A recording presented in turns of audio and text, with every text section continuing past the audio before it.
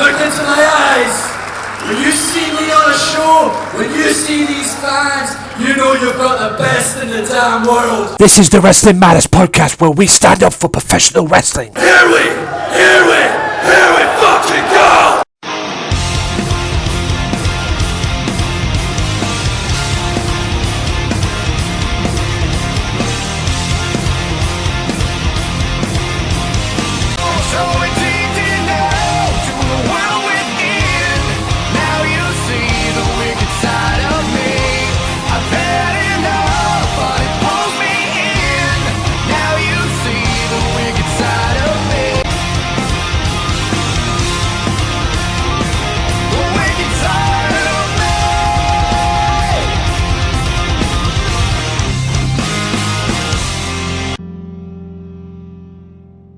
Episode 165 is arrived, ladies and gentlemen. Welcome to the most positive podcast you will ever be on and ever listen to. That's right, because it is hosted, can't even say my words, by a positive host. That's right, me, that H-E-A-D. Thank you very much for tuning in, ladies and gentlemen, wherever you may be. Welcome to episode 165 of the Wrestling Matters podcast. On today's show, I will talk no WCPW, courtesy of YouTube. Talk about that in a second. I won't talk about it too much, but I'll talk about it in a sec. Raw, Smackdown, TNA, Impact Wrestling, whatever the fuck you want to call it. I call it a pain in the ass. Hopefully it's a better show this week. Ring of Honor as well. If I did say that already, I apologize. But I'm also going to throw ICW in there as well. Plus, NXT review from TakeOver Chicago and Backlash.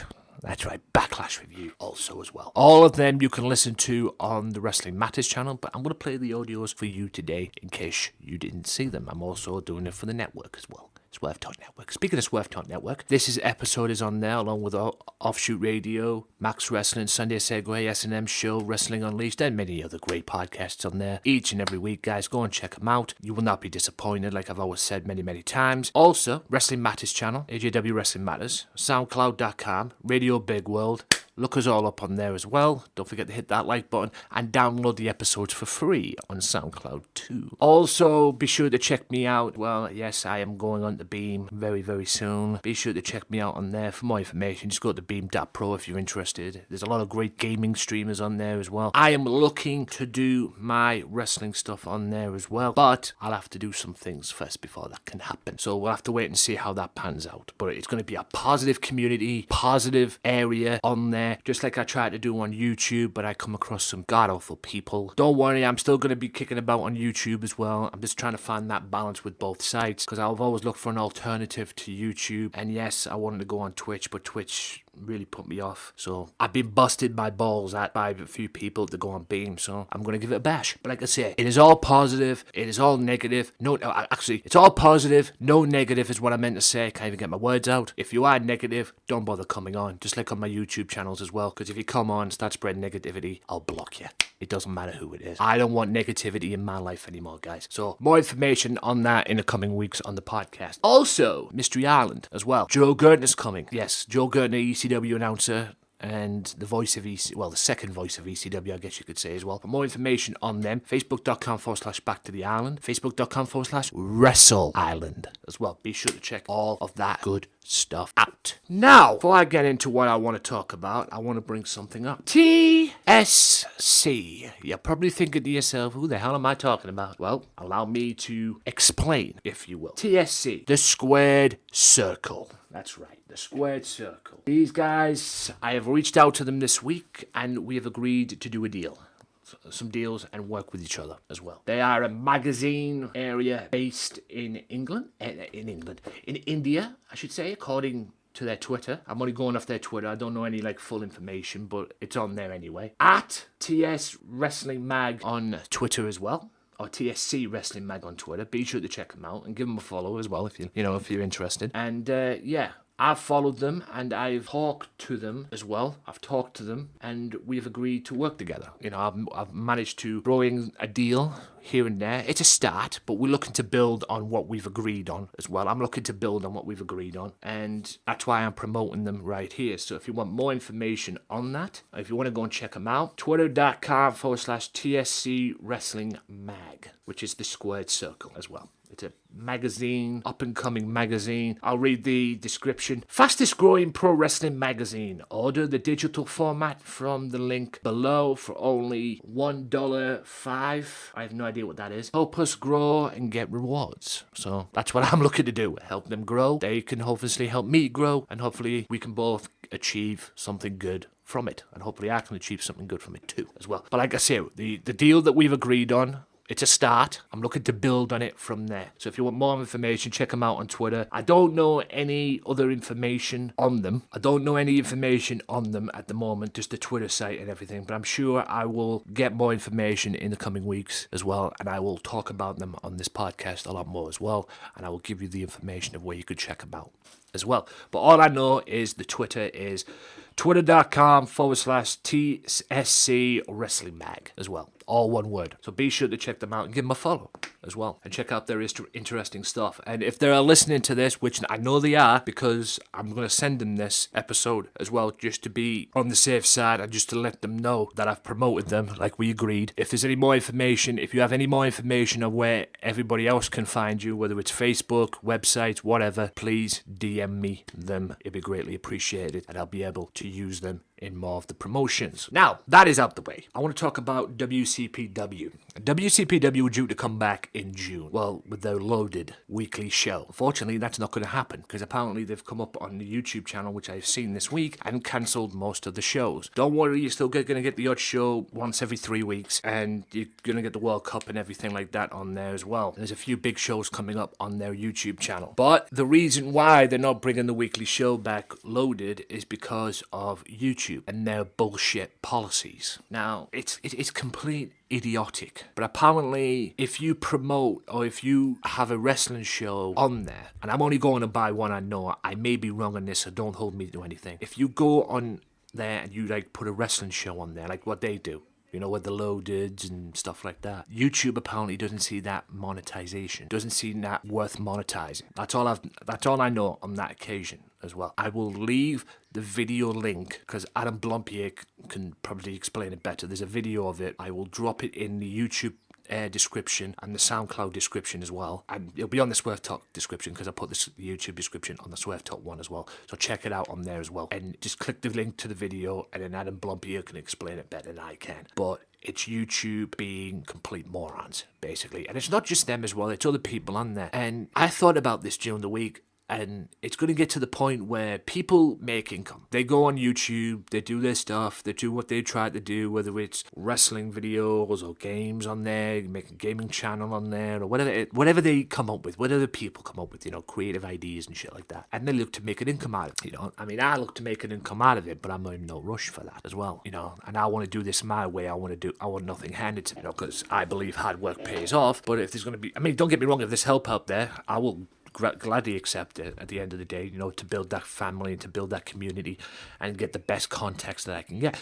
But unfortunately, that hasn't been the case yet. Well, for now at least. That might change very soon, but anyway. But it seems that people are losing money for their videos. They're not making enough money that they usually would. For example, WCPW put a video up in this video that over got 1 million views. They only got $43 for it, exactly. Now, don't get me wrong, the World Culture Wrestling, they still put top 10s up on there and stuff like that. Their YouTube channel is okay. They've only lost a third of their income on there, so that can still go. But the WCPW YouTube channel has been hit very, very badly due to this. So I don't know what the hell they're going to do. I don't know how they're going to do this, but YouTube need to change their policies and think about what they're doing before they make decisions. Are they entitled to do this? Yes, they are, because it's their site. But they need to change. They need to think about what they're doing, because I had this vision during the week that imagine there was a YouTube imagine there was a YouTube and nobody used it, YouTube there, nobody used it because of bullshit like this, it could very well happen. And there's a lot of people that have boycotted YouTube from their sites and everything and went over to different sites, for example, Twitch, Beam, and the list goes on and on. So believe it or not, there is a petition out, because WCPW fans are not happy with this, and WCPW are probably not happy with this. So there's a lot of petitions petitions out as well. There's a petition, I know because I signed it, because I believe this is bullshit. I signed it during the week, so it's out there somewhere. Just go and find it. It's on change.org website. Just go and find it on there. You'll be on there, and go and, sign up if you can. If I can find the link, I'll give you the link. But yeah, and I would imagine it's not for WCPW as well. It's more to the point of, ICW as well, because ICW, for the brief couple of weeks, I put up Fight Club episodes on their YouTube channel as well. So I would imagine they're going to probably stop doing that now as well. Now they know about this, because obviously they put them up on there to beef the channel up a little bit, maybe make some income out of it or whatever. But obviously that's going to change now if they know about this, unless they don't care. I don't know. I say I'm not a mind reader, but the whole YouTube policy changing is complete garbage, and it makes you wonder why YouTube always gets slated all the time, and they do, and it's only their fault at the end of the day. But anyway, guys, that's enough about that. I'm gonna wrap up part 1 here. Hope you guys enjoyed that, and in part 2 and part 3, I'm going to kick off and I'm going to play NXT TakeOver and the WWE Backlash Review. And yes, Mission Impossible did happen. Then I'll be back in part 4 with Smackdown and Raw. Part 5 will have Ring of Honor and Impact. Also, ICW in part 6. And then I might treat you in part 7 as well, because apparently... I'll tell you what I can do for the final part, the main event of today's show. Top 10 Backlash moments. Since this is a Backlash show-ish, and it's just feeding off from Backlash, I'll do a top 10 Backlash moments countdown from War Culture Wrestling's YouTube channel, which I saw this week. I was going to do it last week, but I thought, no, I'll leave it for this week as well. So all of that is to come on this podcast, so stay tuned. If you enjoy the Wrestling Matters podcast, why not check out the Wrestling Matters podcast right now on YouTube at AJW Wrestling Matters. You can also check it out on SoundCloud at Wrestling_Matters_podcast. That's /Wrestling_Matters_podcast. Also, check it out on Radio Big World as well. For more information on them, you can check them out on SoundCloud and the Swerve Talk Network as well. For more each and every week of the Wrestling Matters podcast, weekly podcast that talk about the best in professional wrestling today, whether it's WWE, Ring of Honor, TNA, ICW, Progress Wrestling, and the list goes on and on. Only the best in professional wrestling. Why? Because wrestling matters, ladies and gentlemen.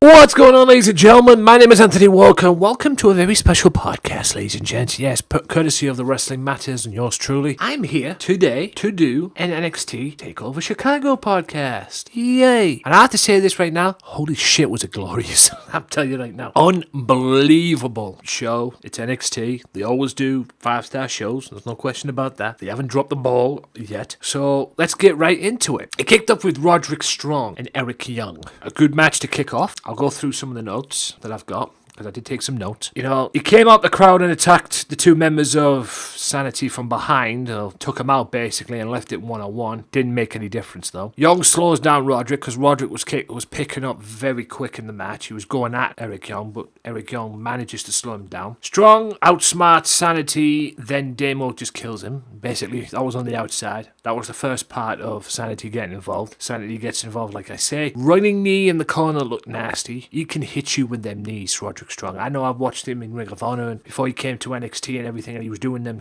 knees in there. And I mean, Jesus Christ, could he hit them knees? And he's, he hasn't lost his touch, if you will. A wheelbarrow neckbreaker on the outside from Eric Young, which was nasty as well, especially if it's on the outside, even though there's padding there, but he's still doing that on the outside. One of the highlights of the match, the high points of the match, and what was a great match, was Roderick Strong had Eric Young on the top rope. Like he was climbing up on the top rope. Roderick sees Eric Young standing there. I think Young's bend down a little bit so he can do it. Roderick just hits him with a running knee, which ultimately knocked Eric Young off the top, and Eric Young just falls right onto Sanity on the outside, which was hilarious. Absolutely hilarious. And then Strong manages to throw Eric Young back in and hits him with the suplex release into like a backbreaker, it's a suplex move, and he flips him in the air, and he comes down like if he's going to take a bomb, Eric Young, but lands on the 2 knees or the shins area of Roderick Strong, which is like a backbreaker, and gets the victory. And what was a huge win for Roderick Strong. Big win.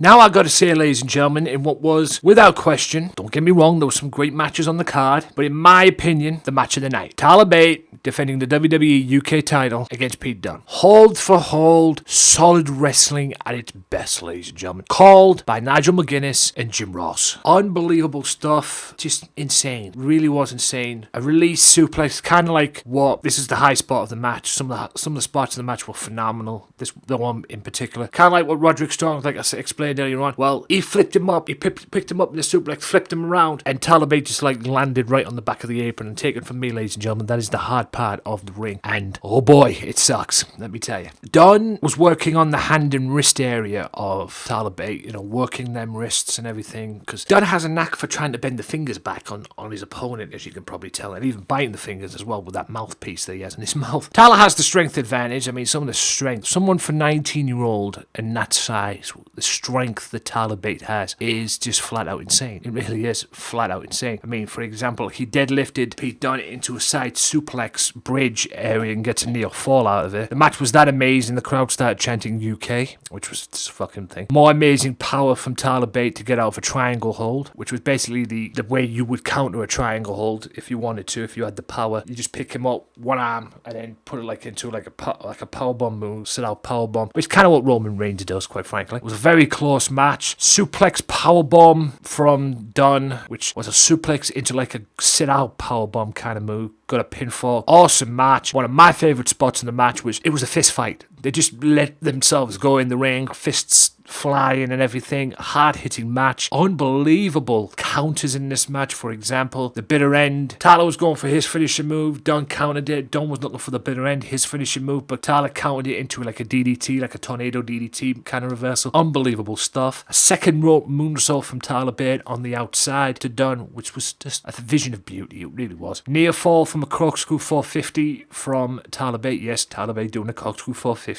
Dunne takes advantage of a dive because Tyler Bate went to dive on Dunne on the outside. Dunne stepped aside, missed it, and Dunne took advantage of it and hits the bitter end and surprisingly walks away as the new champion. It was an amazing match. I don't have a problem with Dunne walking out as champion. I didn't think it would happen, but it did. Pete Dunne is not only now the UK champion, he's the current Progress Wrestling champion, if I'm not mistaken, last time I checked. So basically, he's going to be walking around with 2 belts, and he'll probably show up in Progress with the UK title as well. So yeah, unbelievable match. Great wrestling match. Good solid wrestling. Was it my favourite match of the year so far? No. To be honest with you, no it wasn't. Because my favourite match of the year so far is Will Ospreay and Jay White from War of the Worlds. But it was pretty much ranked up there. Top 5, I would imagine. If I had to make a chart, I would imagine it'd be beaten. But it is what it is. 3-way dance for the Women's Championship. A great women's match, to be honest with you. The reason why it wasn't that much about this match that I could call in terms of good moments and everything. Asuka played a picking a spot match with both women actually, both women fighting. Nikki Cross and Ruby Riott just competing in, and Asuka looking to take advantage of any opportunity she gets. I think the MVP of this match, in my opinion, was Nikki Cross because she didn't have to take it to both girls. Didn't get anything out of it. Effective offense by Ruby as well, Ruby Riott. Unorthodox but effective nonetheless. I mean, some of the stuff that I haven't seen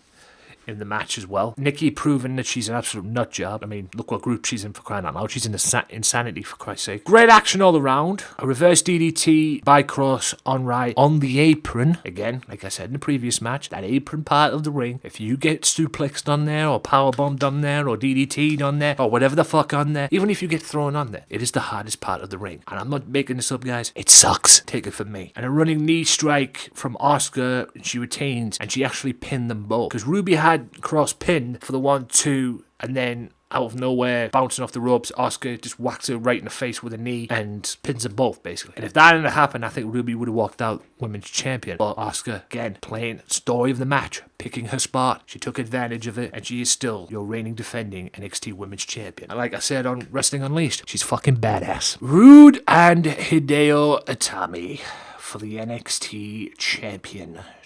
In what was an okay match, quite frankly. Great wrestling match. Great stuff all around. Rude almost got caught at the early stages because Itami was looking for the GTS. Hideo Itami, looked good early on. Having fun at Rude's expense. Showing some good stuff as well. Rude eventually ended up slowing things down, showing his great wrestling skills. And he is a great wrestler. There's no question about that. Hard-hitting stuff. The slap from hell. Basically, in this match and towards the end, holy shit did fucking Hideo Itami knock the teeth or slap the piss right out of Rude. Palm strike at the end, which knocked if it'd been any other person, quite frankly, I think it would have jacked his jaw in with it, to be honest. Rude hurt his shoulder. I think he went for a tackle on Itami and went right into the ring post. Really sold the shoulder and hurt it as well. Basically, he was a one-arm bandit after that as well. Hideo cannot put the story of this match. The main story of the match was he couldn't put Rude away. Hideo. He tried everything. Falcon Arrow, a lot of stuff as well. German suplexes. Any chance he could get a near fall. As did Rude as well. Rude hit a spine buster, but they just couldn't put each other away. Hideo drop kicks the stairs. He was looking to drive Rude into the stairs, but Rude manages to get out the way and ends up drop kicking the stairs. Hideo, that is. Hideo goes for the GTS, but his leg gave away. He tried to dive off the top rope and landed on his foot, his ankle awkwardly, and then he goes for the GTS, but his ankle gave away, which pretty much was the same with Rude as well, because at one point Rude went for his glorious DDT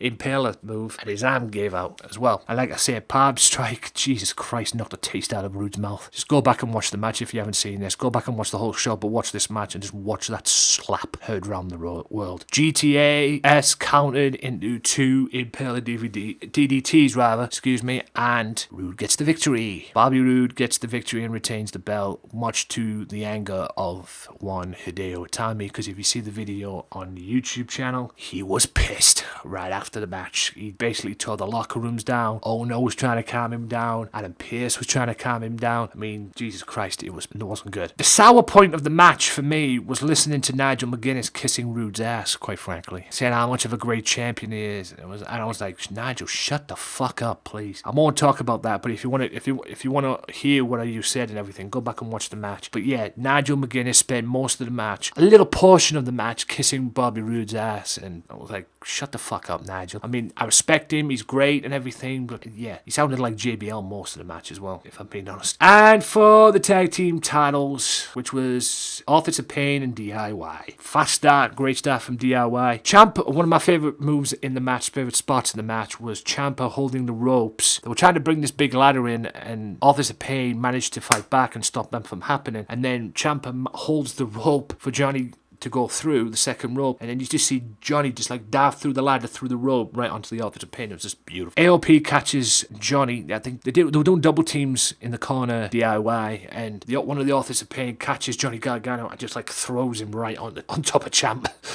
Be honest. AOP started to dominate. They're using the ladder as a weapon, which is the easy move in the match. It's a ladder match. You know, AOP lay the ladders down. DIY did dominate most of the match as well. AOP on the outside laid on both the ladders. They laid out the ladders from the ring apron to the guardrail on both sides where the entrance is. They managed to end up lying on them themselves. DIY manages to get them on top of them. DIY, both members, turn around and see this big ladder right in there. They go up it, dive off it, and both guys were meant to go through the ladder, but one of them went through, one of them just went through. Both ladders snapped, but one of them just went through, fell out on the thing. It was just crazy to watch, it was. Gargano manages to get a chance to pull the tag team titles down, but Paul Ellering came in and put an end to that and took the whole, just shut the ladders out the way, and then as he just done that, he shuts the last ladder out the way and then turns around and takes a super kick from Gargano right in the mouth. AOP get mad at DIY for that and really take it to him after that as well. AOP had a ladder in place and they were going to hit Ciampa with it, but Johnny comes in, pushes Ciampa out the way. He takes the blow, and boy did he ever take the blow, because he took it right in the face. You could go back and see the match. He took it right on the jaw, and that sucked. Ciampa suplexes. Oh my god. Both men, I think Gargano was still recovering from taking the ladder in the face. Ciampa sees the opportunity. Both men of AOP were going up for the ladder. Ciampa sees what was happening, goes round to the other side, grabs one of the AOP members on the ladder, looks to German suplex him off the ladder, couldn't get out of it, and it manages to do it. And I'm not kidding you, there was a ladder stacked in the corner. The AOP member just went right through, and the ladder just broke into pieces. He went right through it, back first, German suplex, the ladder just snapped into pieces. Unreal. Never seen anything like that in my life. A meeting in the middle with the ladder, which is DIY's finishing move, and one of the Authors of Pain had a Terry Funk position with a ladder wrapped around his head and everything, and DIY hits their finishing move with it. It looked nasty. And AOP did the power bombs they do and everything, and they managed to retain the titles and went up the ladder and got the belts. And unfortunately, DIY coming so close didn't get the job done, unfortunately. But that wasn't the story of the match now, was it? No. because DIY walked back up the ramp, taking the applause and the adulation from the crowd and everything, all the crowd showing respect to both teams, and then something happened. For what reason? Tommaso Ciampa grabbed out of Gargano and just shot him right in the staging area. Threw him right into the staging panel where the entrance is, at the sides and everything. Ciampa just like throws him right in there. For what reason? I don't know. Started to open up a beating on. Hits him with 2 knees. One, the first one, and then one while Gargano's on the ramp. Looked nasty, both of them. Looked like he really drove the point of his knee right in to the face of Gargano. And then the announcers move out the way. The referees are trying to calm Ciampa down. Even McGuinness trying to do it as well. Ciampa gets Gargano, takes him up on the announce table, and does a Celtic cross. Jumps off the announce table through 2 tables that were at the side of the announce table. There was like 3 tables stacked up. Managed to go through 2 tables right through to the floor. Sickening. But also a little good too, because Tommaso Ciampa, qu'est-ce que c'est? That's right. For those of you who know what I'm talking about, it seems the Psycho Killer is back. And this time, he's in NXT. Because that was Tommaso Ciampa, Psycho Killer. Not the Tommaso Ciampa that was in the Cruiserweight division or tag teaming with in DIY. That was the Psycho Killer, ladies and gentlemen. And if you think he was as great as he was with Gargano, if you haven't seen Ring of Honor or any of his indie stuff, you're in for a treat, let me tell you. Because what you saw during that beatdown of Gargano was a Psycho Killer. Qu'est-ce que c'est? All in all, 5-star rating for NXT. Absolutely loved it. Hope you guys enjoyed it too. I'm going to wrap it up there, guys. Check out episode 164 of the podcast, which should be already up as this is going out. It is on the YouTube channel, SoundCloud, Radio Big World, and yes, the Swerve Talk Network as well. Check that out as well, but check it out on on my other media sites as well. Also, I will bring you to more information on me going on Beam later this week as well in the new episode coming up. But other than that, ladies and gentlemen, my name is Anthony Walker. Congratulations to NXT as well as Triple H for putting on a great show. I've enjoyed it. Hope you guys enjoyed it too. My name is Anthony Walker. This has been the Wrestling Matters podcast. NXT review. Tommaso Ciampa. Qu'est-ce que c'est? Wrestling Matters. See you next time. Wrestling fans, look no further for the most unpredictable wrestling podcast you've ever heard on the Max Wrestling Podcast, hosted by me, Dazzy Dangerously, with everybody's favourite captains, The Phoenix, The Butcher, and Mike Larkin, plus special guests, promos, and trivia. Find out what's been going on in wrestling history as I take you down memory lane every week. And The Butcher's Stupid Idiot of the Week gets it! And see if you agree with me as I choose every week's segment of the week in the world of wrestling. The Max Wrestling Podcast is available on YouTube, Podomatic, Mixcloud, and Soundcloud. And the Swerve Talk Network with other great shows. Follow us on Twitter, Instagram, and Facebook at Max Wrestling UK, or go to our website, maxwrestling.wix.com/maxwrestling. And that's the bottom line. because we're out of time. Yalakalikimaka. Listen in, man.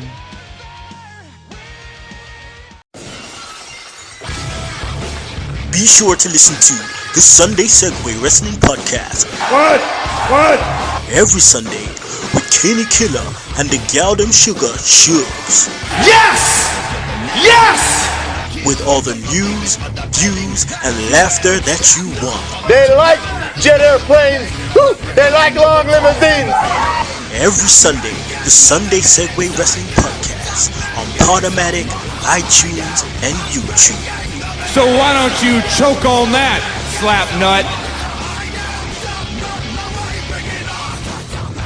Lovely, lovely people of the wrestling world. That is me. It is me. It's that HEAD back with you for another review. That's right. I'm in a review mood this week. I've been feeling positive. I've got rid of all the negative crap that's trying to be holding me back and everything. And I've decided to look to a positive future in my life, guys. So, hey, I've decided to bring you this Backlash review. Now, I didn't have time to record it after the show. I did watch the show. I didn't have time to record it after the show, so I was going to do it this week anyway. So you're getting it now. Yeah. Was it the best show that I've seen? No, it wasn't. Was it shocking? A little bit. Other than that, it was just another brand show, quite frankly, if I'm being honest with you. I watched it. To be honest, all in all, let's tell it like it is. All in all, I actually thought this was going to stink. The way everything was going down and everything on Smackdown leading into this, I actually pretty much looked at Smackdown, looked at all the build-up and everything, all the storylines and all the build-up towards this pay-per-view, and I'm like, oh no, this is going to stink the joy now. But thankfully, it wasn't as bad as I thought it would be. Thankfully. But it was definitely shocking as well. So I'll kick off with, I'll talk about the WWE title match in a bit. Todd Dillinger beat in English in the kickoff show, which was probably the most predictable thing of the whole night. And I didn't watch the pre-show. Yeah. I don't know why they put the pre-show on. I mean, pre-show or the kickoff show or whatever the fuck they call it, it's meant to be a show where they get you to buy the pay-per-view or get you to subscribe to the network to get the pay-per-view and see the network and everything, and now subscribe to the network also. I've always said if you're going to do this, put a damn good match. Put a good match that people want to see. But, I'm saying this now, but this is probably not going to be as bad as what I'm probably thinking about is going to happen next pay-per-view in a couple of weeks, which is Extreme Rules, because I picture a vision in my head that it's going to be R-Truth and Goldust on the Extreme Rules kickoff show. So, I can't complain, but I didn't watch it, but Ty Dillinger got the victory. Shinsuke Nakamura and Dolph Ziggler. Great way to kick off the show, to be honest with you. It was a good match. Great matching of styles between the two and everything, and it was just a good watch. There were times that Dolph Ziggler came close to pinning Nakamura and getting a huge win and there was a lot of good stuff, good spots in the match, great wrestling as well, and I think maybe Dolph learned a thing or two about strong style in this match as well, at least from what I've saw. I might be wrong on that, but I'm pretty sure he did. I'm pretty sure he learned it firsthand from the master of it. Why they call Nakamura the artist,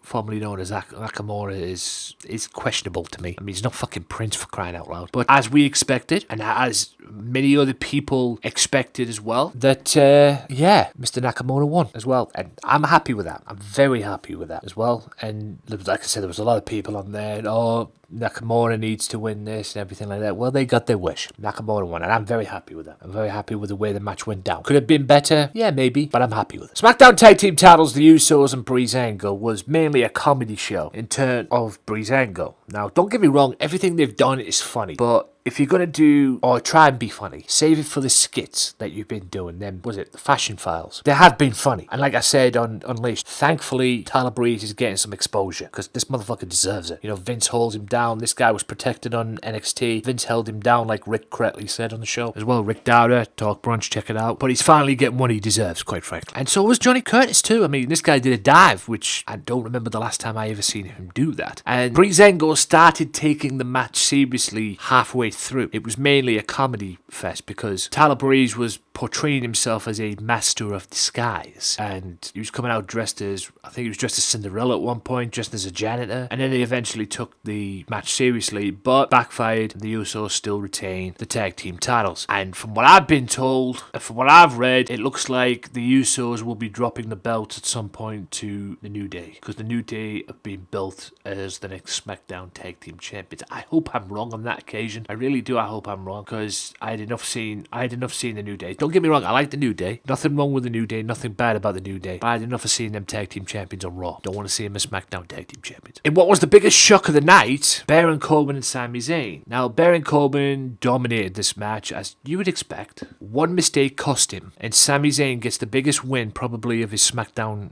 tenure, if you will. This man could win a match, and I'm talking about Sami Zayn, if you paid him to win a match. Like I've been saying on there, poor Sami Zayn, he just get his ass kicked and everything. But do I have a problem with the way this match ended? No, because Sami Zayn finally got a victory, and boy did he need it. But I don't think this Baron Corbin feud is going to go down lightly. And if WWE are portraying Baron Corbin or trying to build Baron Corbin to the point where he becomes a top heel in the company and held WWE champion along with it, because there is rumors and talks about that happen, and whether it will happen or not remains to be seen. If they're doing that, they've got a funny way of doing it, because if they are doing that, Corbin did not need to lose this match, rather. He did not need to lose it, in my opinion. The Welcoming Committee beat Naomi, Charlotte, and Becky Lynch. A standard 6-woman tag team match, in my opinion, which was quietly disappointed, to be honest, because Becky Lynch tapped out to Natalia's sharpshooter. Now, I don't have a problem with Natalia hitting the sharpshooter. I do have a problem with the Welcoming Committee. I don't get it. I don't get the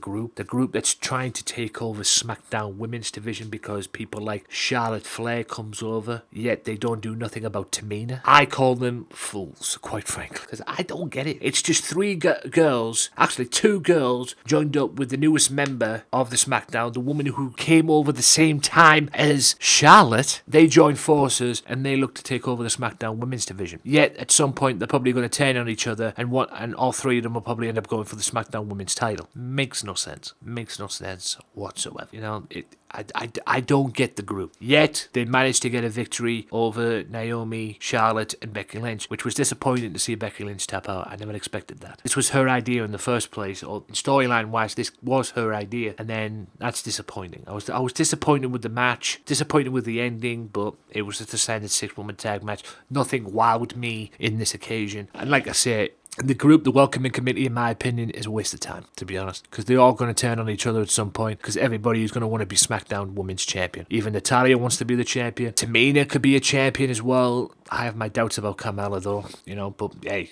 you never know. Stranger things have happened. I just wish Ellsworth would just go away. I've lost my juice with that guy right now, and I really don't like him. And the fact that he's hanging around Carmella, I don't get it. I've never got it, and I never will. I just think, I just dream the day when Big Cass comes over to SmackDown and sees this happening, and he does what he does, and he does what he did, rather, to Titus O'Neil and Raw. Just kick him in the face. That would be mine. Where that's going, that relationship, is I don't know, and to be honest, I don't care. In the match that stole the show, Kevin Owens, AJ Styles, this was awesome. Back and forth stuff, close near falls. In my opinion, was somewhat ruined by a count-out victory for Kevin Owens. It didn't need that. But it may not have needed it, but I understand it.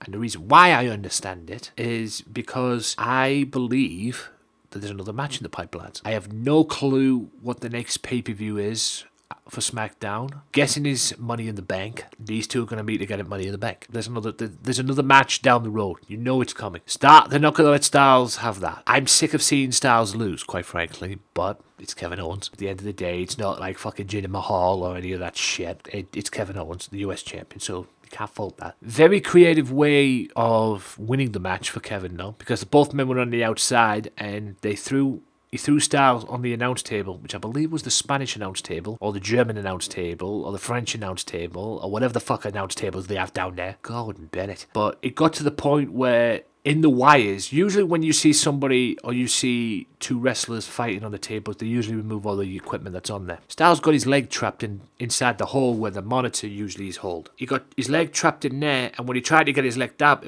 he got his leg trapped and tied up in the wires.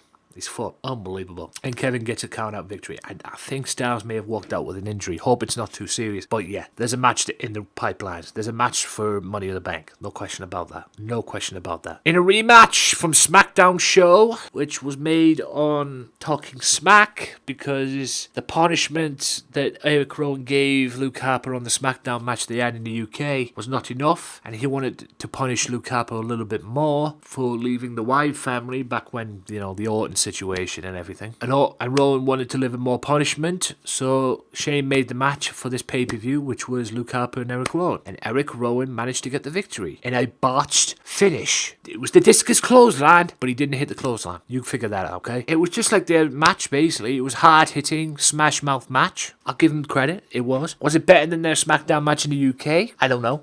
It's debatable. I'll leave you to debate on that one. But Luke Harper got even. You'd probably think there's another match in the pipelines, wouldn't you? To be honest. But nothing really big went down in the match. It was a hard-hitting, two big men really going at it, and Luke gets even with Eric Rowan. Now for the main event, which shocked the world, ladies and gentlemen. Now, it was a good match. Orton kicked it off by just beating the hell out of Jinder Mahal to start with before the bell even rang. And then the bell even rang, and it was an even match. Good.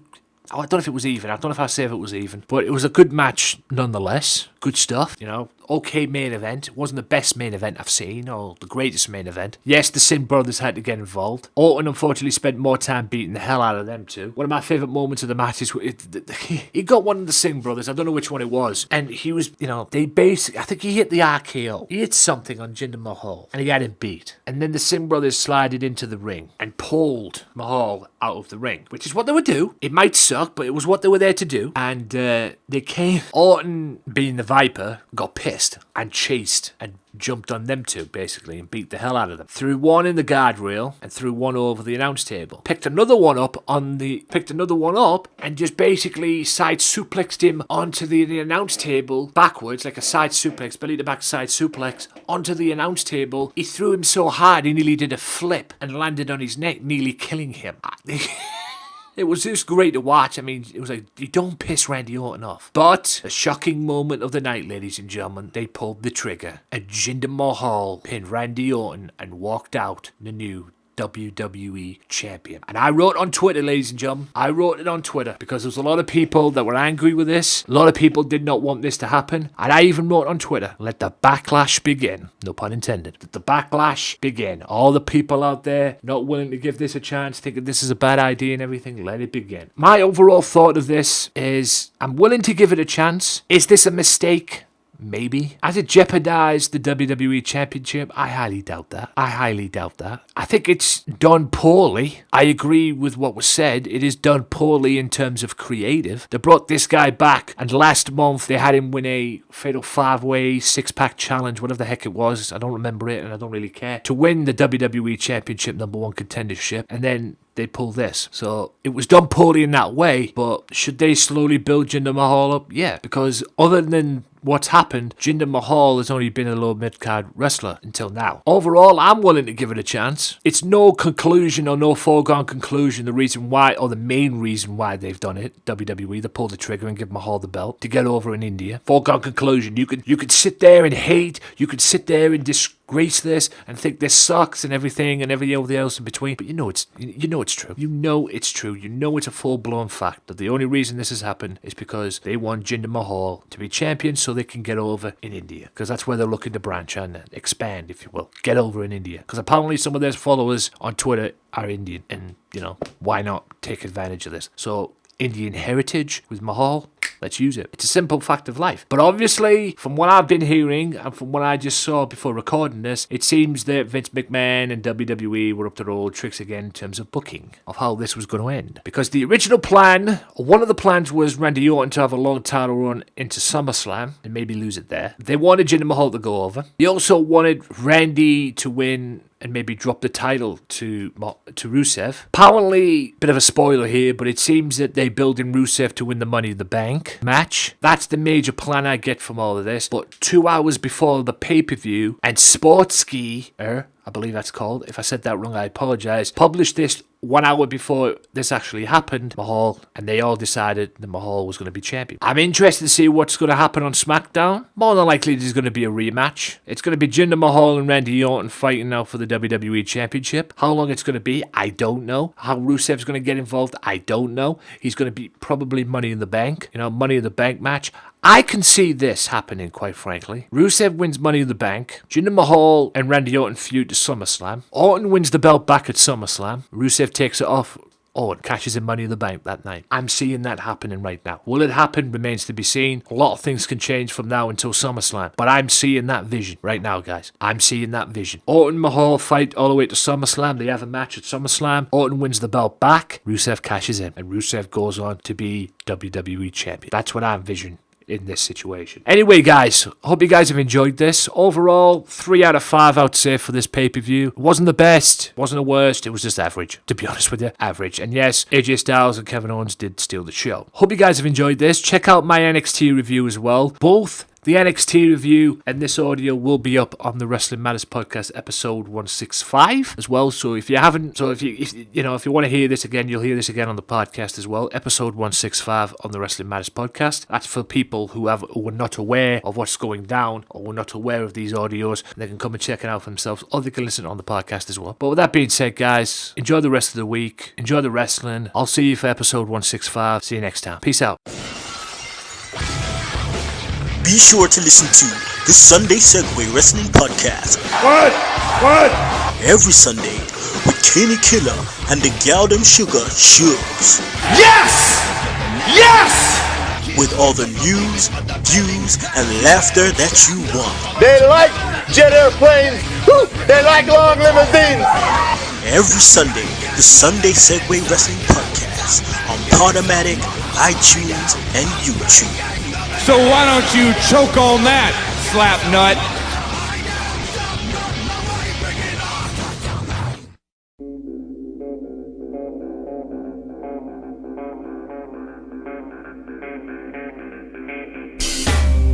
Heavyweight knockout kings, coming for the bell and the diamond ring.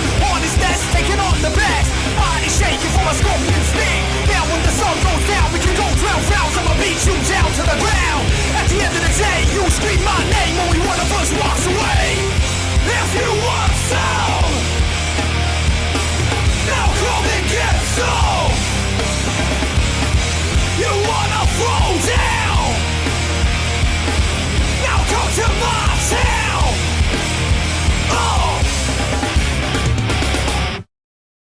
Welcome back to part 4 of the Wrestling Matters podcast. Hope you enjoyed the Backlash and NXT reviews there, guys. Now we're going to get right into, that's right, Raw and Smackdown time, ladies and gents. Let's get into it. Roman Reigns defeats Bray Wyatt in a disqualification match because Bray Wyatt came out and cut a promo. Reigns didn't take too kindly to it. He wanted Reigns, or he wanted Bray Wyatt out of his yard. So, it is what it is at the end of the day. And you know what happened next. Bray Wyatt wins by disqualification because Joe got involved, went to attack Reigns and everything. Him and Bray beating up Reigns, but Joe never forgot the attack by Bray on Joe, and Joe started choking out Bray Wyatt, and then Rollins came out and jumped on Joe. Anyway, I believe that led up to a tag team match later on in the evening. Yeah, I'll get to that in a second. A main event tag team match. Why did they use the same people? You know what? I'll get to that question in a second. Tozawa defeats Daivari and gets into it with Brian Kendrick as well, leading into their match, or what was their match on 205. Elias Sampson finally has a match, and he beats Dean Ambrose by disqualification thanks to The Miz, because The Miz came in, was looking to attack Dean Ambrose, but then jumps on Sampson and costs Dean Ambrose the match. Kind of thing, disqualification. Paul Heyman, confronted Finn Balor. Finn Balor was promoting and getting hyped up for the 5-way match at Extreme Rules, and then Finn came out. And then Paul Heyman came out, and Finn basically sent a message to Brock Lesnar through Paul Heyman saying that when he wins the Extreme Rules match, he will beat Brock Lesnar. Speaking of Finn Balor, he went 1-on-1 with Carl Anderson and beat him. No prediction, nothing fancy there. Sasha Banks defeats Alicia Fox. A little bit of revenge from last week, thankfully. Hopefully Banks can bounce back up to where she belongs. Stop being, and be the boss, and stop being, a jobber for people like Alicia Fox, who hasn't been relevant since she won the Divas title, in my opinion. Kalisto beats Apollo Crews thanks to Titus O'Neil. Titus O'Neil running his mouth off, hyping up Apollo Crews, distracted him a little bit as well, and that cost him. Well, I swear to God, I'm not going to say anything about the Titus brand because the Titus brand needs to be deleted. Speaking of being deleted, Raw Tag Team Champion Matt Hardy beats Sheamus, to choose the stipulation for their tag team match at Extreme Rules, which was a little bit different actually, because I thought it would have been Cesaro, but oh well, beggars can't be choosers. Austin Aries beats Tony Nese in a match that nobody didn't care about, apparently, because apparently Austin Aries didn't take too kindly to it, or there was something that Austin Aries was having to go out with the fans, shouting boring and not taking any notice and basically just crapping on the match. Alexa Bliss defeats Mickie James and sends a message to Bayley, but Bayley puts an end to the beatdown. And then Bray Wyatt, Samoa Joe defeat Roman Reigns and Seth Rollins in a tag team match to end the show. All in all, pretty average Raw this week, guys. I'm sorry, I didn't like it one bit. If I'm being honest, it was lackluster, if you will. However, this still smack. And like I was saying, going back to the question I had when I was doing the Raw review there, why do they need to double use Roman Reigns, Seth Rollins and people like that? I know this is a promotion match. I know this is, a promotion to, book the, to hype up the Extreme Rules main event and everything. But why did they need to use them in two shows at the same time? They used Roman Reigns in the start of the show and in the main event. Sometimes the booking just makes no sense to me, especially on Raw. As for SmackDown, it had a dream tag team going up against, I believe it was Baron Corbin and, Kevin Owens and Dolph Ziggler. And that was the main event, actually. Shane McMahon announces the participants in this year's Money in the Bank ladder match, which were Nakamura, Ziggler, Styles, Owens, Baron Corbin, and Sami Zayn. So much for Rusev. Charlotte Flair and Becky Lynch beat Carmella and Natalya, a little revenge for Backlash. Sami Zayn once again beats Baron Corbin. So much for this push, man. So much for this push that Baron Corbin's getting. That's going to derail it in a heartbeat. But at least Sami Zayn's winning. I can't fault that. Tyler Breeze beats Jey Uso. Fandango beats Jimmy Uso. That'll help him get back in the tag team title picture. Speaking of the tag team title picture, they got a tag team title shot after them 2 victories. But the Usos manages to stay on top. But at least Tyler Breeze and Fandango are winning. Shame they didn't win the belts. Yes, Jinder Mahal had his Punjabi celebration to celebrate the fact that he is now the WWE champion, and in what was an awesome main event, a dream tag team, ladies and gentlemen. AJ Styles and Nakamura defeated Kevin Owens and Dolph Ziggler. Nakamura got the pin on Kevin Owens. Could we see a US title match down the road between them two? We may see Nakamura US champion. Who knows? All in all, Raw was average. SmackDown was a lot better than last week as well, and it was a better show this week, as it usually is, but it was a lot better than last week, because I thought last week's SmackDown was a little lackluster, but there was some good shots there. I mean, AJ Styles and Nakamura versus Kevin Owens and Dolph Ziggler was pretty much the highlight of the SmackDown show from the SmackDown side. And the main event on Raw, which was a little mini reunion of the Shield against Joe and Bray Wyatt, that was pretty much the highlight of that night as well, to be honest with you, even though it was an average Raw. All in all, guys, that about wraps it up for the Raw and SmackDown review. I will be back right after this with ICW, Impact Wrestling, and Ring of Honor as well. It wasn't a Ring of Honor show this week, but I'll go through what happened because it was taken from a show, Honor Rising, which was in Japan in February. So I'll go through what happened. So stay tuned. All of that is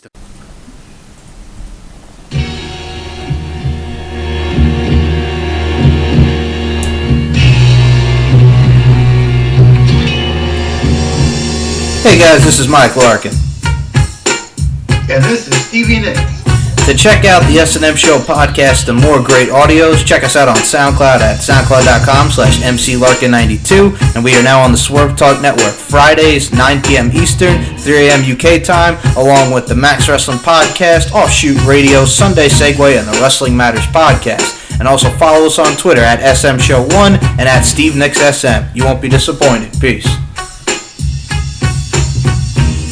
right, guys. Let's get into it. You heard the music in the back. You heard the music at the beginning of this segment. ICW, let's do it. Let's do ICW first. Get it out of the way. Fight Club was an hour and a half this week, which is phenomenal at the end of the day. So, yeah, let's get into it. Trent Severin went one-on-one with Shah Samuels, former Pinky Party member. You know, no Pinky, no Party. You know, I say former Pinky Party member. There's only him left now in the group because Grado's now a heel, and Noam Daz in WWE. So yeah, it was what it was. But there's all these rumors flying around that Shah's leaving ICW, which I hope doesn't happen for the ICW's sake anyway. But apparently he's got some plans. We'll have to wait and see how that pans out. But he went one-on-one with Trent Severin. It was a hard-hitting match eventually, a very competitive match, back and forth stuff. Loved it. And hence this, Shah Samuel's attempted moonsault was a mistake because he missed it, and then Trent's version of the Rainmaker, which he calls the 7 Stars, got him the victory. Saraya Loxton makes her debut in ICW, and she went one-on-one with Kaylee Ray. Kaylee Ray won. She was dominant most of the match as well, just one step ahead of the newest member to the ICW roster, but Loxton shows something at the end of the match. Thanks to Stevie Boy, Kaylee did get the victory, but Sierra, I hope I said that right, hit two German suplexes,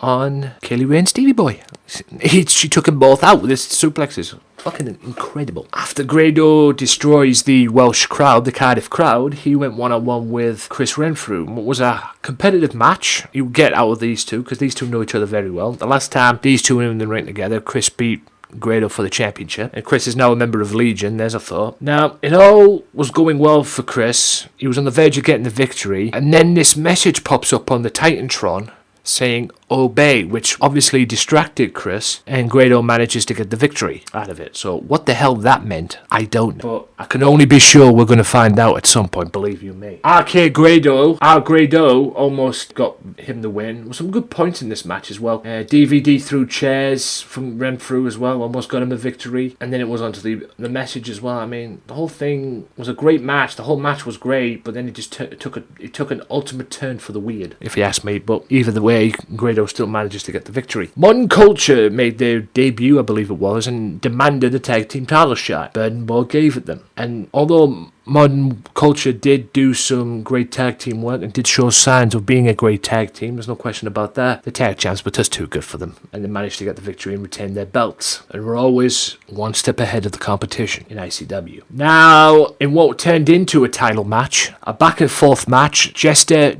did take Joe Coffey to the limit. He did take him to the limit, there's no question about that. But as we all knew, at least I knew anyway, Coffey was going to end up winning the match because he's just become the champion. What will happen if Jester becomes champion one day? I don't know. Will he become champion? I hope so, but that's just another time for another place, if you will. All in all, a great ICW show, as it always is. ICW's the shit, ladies and gentlemen. If you haven't subscribed, go and subscribe to their on-demand service. I recommend 2, ICW and Progress Wrestling. But if you have to break away from one, ICW's top of the list. No question about that. Because ICW is the shit. It's how wrestling should be, in my opinion. Right, let's get into Ring of Honor. Why not? Let's get into Ring of Honor. Boshi Sonata and Evil beats Delirious, Lager, and Tiger Mask. Goto beats Martinez to retain his open weight belt. And the Bullet Club, Kenny Omega, Young Bucks, and Cody Rhodes defeat Okada, Ospreay, and the Briscoes because Ospreay was ending up going for that Os-Cutter, and he Os-Cutted it. He went for the Os-Cutter, and then Cody counted it into the Crossroads, and they got the victory. That match is on YouTube. I've seen that match. That's why I know that match possibly well, and I knew what happened in that match because I've seen it. It was on YouTube. I'll go and find it. It was on. All my matches on Ring of Honor this week were from Honor Rising, which took place in February. They always do something like this at this point of the year. They have these big shows and everything, and instead of TV tapings, they take a break from TV tapings to allow more recording of television tapings to record these television shows. And they always shot these kind of matches on for Japan anyway, these matches from Japan and all that, so it's not the first time. No doubt it'll be Field of Honor at some point as well. There'll be a Field of Honor, Ring of Honor television show at some point as well, so be sure to check out for that. All in all, great shows, both shows all around. Hopefully Ring of Honor will be back to normal next week. And that about wraps it up for this part, guys. Hope you guys enjoyed it. I'll be back in the next part with Impact Wrestling highs and lows, so stay tuned. Are you sick of professional wrestling? Do you want to speak your mind about professional wrestling? Well, if you like a wrestling podcast, why not tune in to the wrestling podcast where wrestling matters, the Wrestling Matters Podcast. Each and every week I talk about the best in professional wrestling from WWE, TNA, ICW, Progress Wrestling, Ring of Honor, and the list goes on and on. Also, on the other occasions, I bring guests in as well to shoot the breeze about the one thing that I love, that we all love, professional wrestling. So join me each and every week for the Wrestling Matters Podcast on YouTube, AJW Wrestling Matters, the Wrestling Matters YouTube channel, SoundCloud, soundcloud.com/wrestling_matters_podcast, and any other podcasts that matters. Wrestling Matters, wrestling fans. Welcome back to part 4, ladies and gents, of the Wrestling Matters Podcast. And I know I said part 4, I meant part 6. There you go. A little bit of bloopers there for you guys, but that's what you get on this podcast now and again. Impact Wrestling, highs and lows. Mainly lows, unfortunately. But it kicked off this week with Bruce Pritchard coming down and lets know what happened to Carter and everything, and has a bodyguard with him, Tyrus, which is ironic because I thought he was with Eli Drake, but anyway. And Lashley came out and made his presence clear that he didn't care what would happen in the number 1 contenders match, he'd still be champion no matter what. The announcers talk about the upcoming match with Joseph Park and Josh Matthews. Whoop-de-fucking-do, more on that in a second. KM, okay, I couldn't give a fuck M, and Kongo Khan beat Braxton Sutter and Mahalabi Shira. I care less about KM, I can care less about Sutter, I care even lesser about friggin' Shira. I gave up on him when he was with friggin' Grado, for crying out loud, but yeah, it is what it is. GFW Tag Team Championships on the line. The first round tournament, which is mainly a semi-final match, quite frankly, because the winner of this gets LAX next week in finals, which I'm guessing LAX will probably win. GFW Tag Team title. So Falaba and Baccarat, Mario Baccarat, took on the Veterans of Raw, and it made no difference because the Veterans of Raw win. So next week for the GFW titles, it'll be the Veterans of Raw, the Veterans of Raw, the Veterans of War. It's Impact Wrestling, not WWE, taking on LAX. Magnus is ready for his title shot. JB and Josh Matthews situation. It was Josh Matthews going one-on-one with Joseph Park, and the referee was there. But the crowd went mild, ladies and gents. Or the crowd went silent, or the crowd went fear, whatever you want to call it, because the whole thing was a setup, and Scott Steiner came back and basically attacked and chased away JB and attacked the fans and everything, and just completely lost his mind, and even put Park in the Steiner recliner. So yeah, it is going to be Josh Matthews and Scott Steiner at Slammiversary, and in my opinion, I think Josh Matthews got the better deal out of that, unless Abyss comes back, but I doubt it. Alicia Edwards and Eddie Edwards took on Angelina Love and Davey Richards, and I believe, yes, Eddie and Alicia got their revenge, so to speak. But like I've said many times, and I said this on Wrestling Unleashed, this feud has been spoiled, in my opinion, because it was meant to be about Eddie Edwards and Davey Richards, but it's more now about Angelina. It's more about the wives, really. The wives have got more the attention. The centerpiece of the feud should be Eddie Edwards and Davey Richards, but it's not. It feels like it's been swapped around, and the centerpiece is now the wives, and the wives have got more exposure to this. It's too much too soon, to be honest with you. I mean, Eddie Edwards and Davey Richards could have a great feud on their own. They don't need their wives. sucked. But it is what it is, and like I say, I'll always remember Angelina Love knocking out Alicia in the crowd. Looked like something from a night out. But yeah, it was just no. I've basically lost my interest in this feud. And a little spoiler for you guys, Davey Richards is now the Combat Zone Wrestling Heavyweight Champion. Yeah, he went to CZW and became their champion as well. I don't know if it was this past week, but I've seen the footage, I've seen the clips and everything, and I've seen the photos. So yeah, Eddie Edwards, ZZW Heavyweight Champion. And the triple threat match that saved the main event, that saved the show, quite frankly. The main event saw Ethan Carter III beat James Storm and Magnus by pinning Magnus after James Storm did basically all the work. And it's kind of ironic these past couple of weeks on Impact that the main events, which was the Ultimate X the previous week, and the triple threat match have saved the show, because Impact Wrestling's been pretty dull, guys. It's been very dull at the moment, and the main events have definitely saved the show, because I didn't have a problem with the main event. I thought it was great. Other than that, a very lackluster show from Impact Wrestling this week. And I didn't want to talk about that too much, guys, anyway, because I've got a top 10 coming up next for you, and I want to get that in as much as I can, and I feel like this episode's been dragged out with the reviews and everything and all that, so I didn't want to talk about Impact Wrestling too much. So I hope you guys enjoyed it nonetheless, and like I say, I'll be back right after this with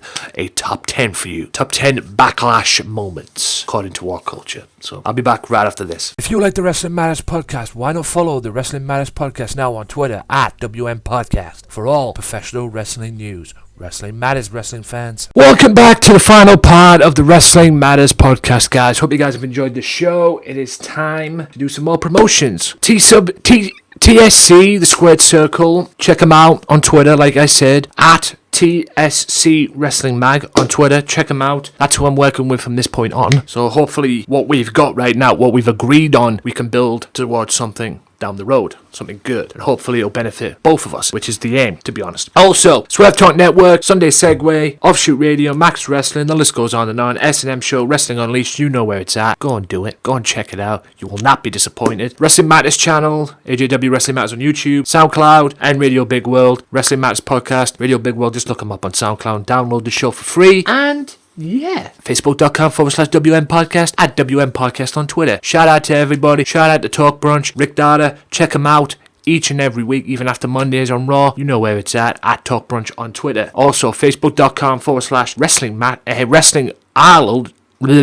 I'll say that again, little hiccup, lose my teeth. Wrestle Island, Facebook.com/Back to the Island for more information on Joe Gertner and many other good things that are coming to Wrestle Island and Mystery Island too. So, got all them out the way quickly as I can, guys, because I'm going into this top 10. Top 10 biggest moments in WWE Backlash history. Since we've had the review, and since it's pretty much a Backlash review show, in a way, because we've had the Backlash review, and we've also had the NXT review as well, why not do this? This is your main event, if you can call it that, of this podcast. 10 biggest moments in Backlash history. And we'll start off with number 10, Brock Lesnar's debut. I believe, if I remember correctly, it was 2002. Prior to that, he was just coming in out of nowhere, dominating people and F5ing them and just making an impact, basically. And then he got into a feud with the Hardy Boys. And I believe he was meant to face Matt based on what happened and whatnot. But it ended up being, if I remember correctly, it ended up being poor old Jeff Hardy. And I'm not going to lie, guys, Jeff Hardy, and go back and watch the match. It was on the same pay-per-view Hogan won the title. Go back and watch the match. Jeff Hardy got his ass kicked. And I'm not even kidding. Brock Lesnar beat him via stoppage. Oh my God. That's all I'm saying. Number 9, Shane McMahon's other bump. And no, we're not talking SummerSlam. Okay? The bump we took off there from Steve Blackman, I believe it was. No, not the WrestleMania one. The one that seems to be forgotten. His last man standing match with the Big Show. Where he climbed up the entranceway. It was like a little stand, a big, huge, tall stand at the entranceway. Courtesy of interference from Vince and Test. You got Big Show lying in something, whatever it was, down below. Next minute, you just see Shane McMahon fall down and deliver an elbow.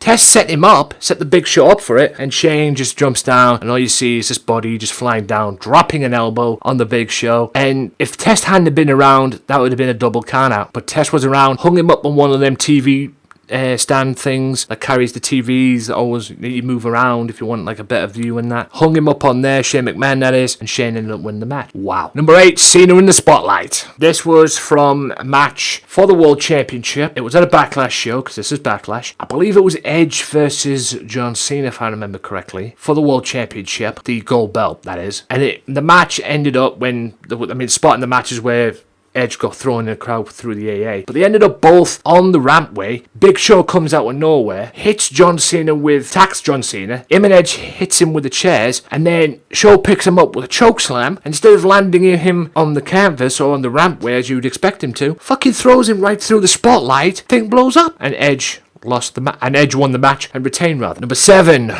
Where to, Stephanie? 1999 Backlash. The night Big Show faced Mankind in a boiler room brawl. Brood took on the Acolytes and Mideon, and the rematch from WrestleMania saw Rock versus Stone Cold with Shane McMahon as the referee. Vince comes down and interferes, whacks Shane with the belt, and Stone Cold gets not only to retain the WWF Championship at the time, also got his smoking skull belt. But meanwhile, Stephanie was in the limousine waiting for her dad, and a limo driver was there, ready to go. They were waiting for Vince, and then I believe the Acolytes and Mideon came out to cause a scare, if I remember correctly. And then the cops are banging on the thing, saying to her, get her out of there, get her out to a safe environment, because the Acolytes and Mideon were there. Stephanie's in the car, so, driver, stop, wait for my dad. And Undertaker is in the front seat. Where to, Stephanie?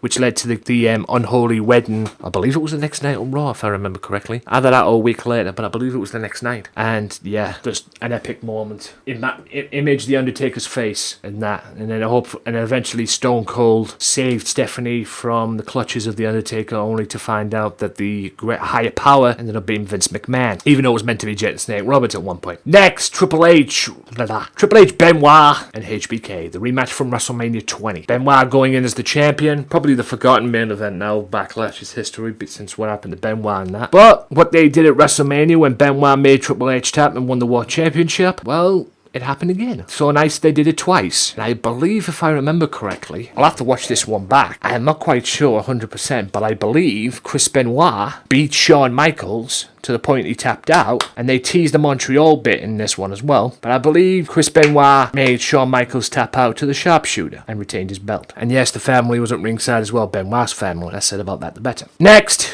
AJ Styles wins the WWE Championship. Yes, he beat Dean Ambrose after what was a shocking year for him, which turned into a good year, don't get me wrong, or shocking start to the year. Yes, he debuts at the Royal Rumble, loses a match, why I don't know, but loses a match to Chris Jericho at WrestleMania. He ends up winning the WWE Championship at Backlash, beating Dean Ambrose, and goes on to have probably the best rookie year that any rookie has had in the WWE. And I'm talking WWE terms, because we all know him going in, he wasn't a rookie. We're talking going into WWE. His first year in the company, he wins the championship and becomes the face that run the place on Smackdown, and claimed that Smackdown was the house that he built. And to be fair, it did. Next, Goldberg's first debut in WWE. Now, I believe he was meant to come in before WrestleMania, but they couldn't work out a deal, if I remember correctly. And don't get me started on the invasion, please. But yeah, he took time off. He had a multi-million-dollar guaranteed money deal. He decided to take time off and rest his body, and he's admitted this in an interview. But then he decided to come back. And he made his debut at Backlash, his official in-ring debut. You've seen him a few times on Raw, but he made his official in-ring debut at Backlash and fought The Rock. And what a debut it was. I think that was The Rock's last match for 7 years at least. And Goldberg, The Rock put him over. And boy, did he ever. And we all know what happened after that. Next, Foley makes a man out of Orton, just like he's done to many other people as well, Triple H and Edge in particular, to name two names. But he damn sure made a man out of Orton, because Orton was a member of Evolution at the time. He was also the reigning Intercontinental Champion, but he was also a young boy, if you will. And nobody believed in him, nobody believed what he could do that much, that well. But at this point, it turned the tide, because he had a no-holds-barred match with him and Foley at Backlash, and it stole the show, there's no question about it, but it was also remembered for the bump that Orton took in Thumbtacks. That's right, you heard me correct. The bareback Orton taking a bump in Thumbtacks. And then RKOing Foley onto the barbed wire baseball bat and retaining the championship. Orton made himself that night. All the critics were this, and this, and they all running his mouth off and everything. But even I'll go on record and saying this, Orton definitely became a man that night. And I believe it's number one. I'm guessing it's number one or number two. I think it's number two. Hulk Hogan. That's right. Hulk Hogan winning his 6th WWE Championship from Triple H, thanks to a little bit of help from The Undertaker. But all of this led to the feud with Taker and Triple H leading into Interaction that year as well in England. Taker cost Triple H the belt. Hogan won the title, dropped it a month later to The Undertaker at Judgment Day. But all of that led to the feud that eventually happened and everything. But it was just great, nostalgia moment and everything. Great to see Hogan get the rebirth of Hulkamania, even though he was still in his Hollywood phrase at that point as well, even though he had the red and yellow, but it was still a bit of Hollywood in him as well. But yeah, it was still good nonetheless. And that was number 2. Number 1 was Backlash 2000. Rock, Triple H, one-on-one, and after a year out, 6 months, whatever you want to call it, after getting run over by Rikishi, or turned to be Rikishi, Austin returned. He was meant to be in the corner of The Rock, but apparently there was some funny business lit that night, and of Austin, even though McMahon's and everybody were beating up The Rock in the ring, and I remember saying, Vince McMahon says to Briscoe and Patterson, I want you to count to 3. Do I make myself clear? I want you to count to 3. And then as soon as that happens, Austin comes out, carries the chair down. I was still at Langbar at this, in senior school. Austin comes down, carries a chair, whacks both Patterson, Triple H, Briscoe, Shane McMahon, and eventually Vince, and then whacks Triple H again. Rock beats him 1, 2, 3, and Rock got his revenge for what happened at Mania. And the two biggest stars are in the ring sharing a beer and all in good night's work. And then after that, Austin brought the DX Express that he blew up a few days earlier on SmackDown. He drove it down to the ring, which was just fucking hilarious and fucking great, man. Great memories, great stuff, no question about that. Just really, really, really, really good stuff. But above all else, guys, that about wraps it up. WCPW loaded Friday, June 2nd, guys. Yes, that's the one that eventually got cleared to go, but the rest I don't think are coming back, unfortunately, due to YouTube's bullshit, and I already said that in part 1. So be sure to check that out as well. I will probably review that either on this podcast or during the week for the Wrestling Matters channel and SoundCloud, respectively. But above all else, guys, that about wraps it up for me for another episode of the Wrestling Matters podcast. Big thank you to everybody for tuning in. Shout out to the Squared Circle magazine for agreeing to work with me as well. Looking forward to work with you down the road as well. And with that being said, guys, Wrestling Matters as it always does. Also, quickly before I go, got a rude awakening this week. The Beam website that I'm going on to stream for my games channel and everything, and maybe for the wrestling stuff as well, is now Mixer.com. Yes, they've had a makeover. The Beam site has had a makeover. It's now called Mixer.com. So I apologize for any inconvenience. I don't mind the change. It just came out the blue. Nobody notified. No notifications of it happening. No press releases or anything like that. It just happened. So I'm still going to go on it nonetheless, but I got taken by surprise. For more information on that, look in the descriptions, check it out on the channels as well. And until next time, guys, Wrestling Matters, as it always does to me, and it should to you. It is a beautiful thing to be a passionate, honest wrestling fan. God, I love being a wrestling fan. All the positive, fuck the negative. See you next time, guys. Peace.